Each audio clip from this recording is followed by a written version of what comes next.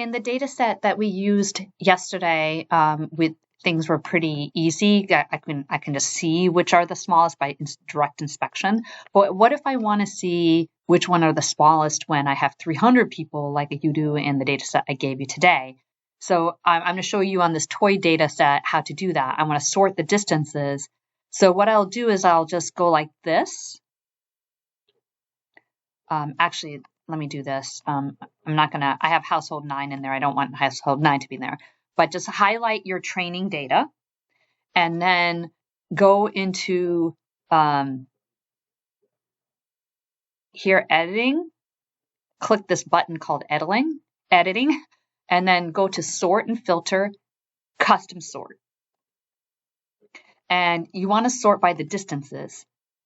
So you select distances. And you want the smallest distances to be up at top. And see this My Data has headers. If it doesn't check off, make sure you check it.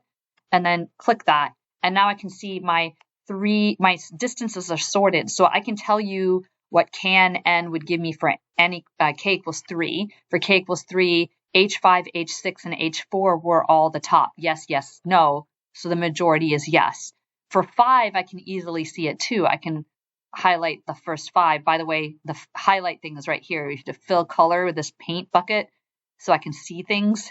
So I can see that, oh, if I add 2 more here, what I'm going to get is 3 yeses and 2 nos. So it's still predicted to be a yes.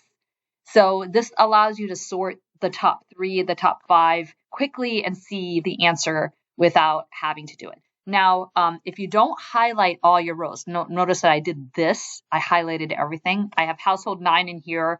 That was for your demonstration. You won't need that for your example you do in class. But if I don't do this sorting, if I don't do the highlight, it will just only sort distances and keep everything else the same. So it'll ruin your data. As one of my friends says, it corrupted your data set. So make sure that before you do this, that you highlight all your training data set with the distances, and then tell it to do it at once so that this row stays intact as you sort. So then I can see H5, H6. If I do undo here, let me do undo here. This is where it was before. It was H1 to H8. And then after I did the sorting, I could see that it was H5, H6, H4. These 3 won't line up. Your data won't be lined up if you don't do the highlighting. Okay, hope that made sense. Go for it.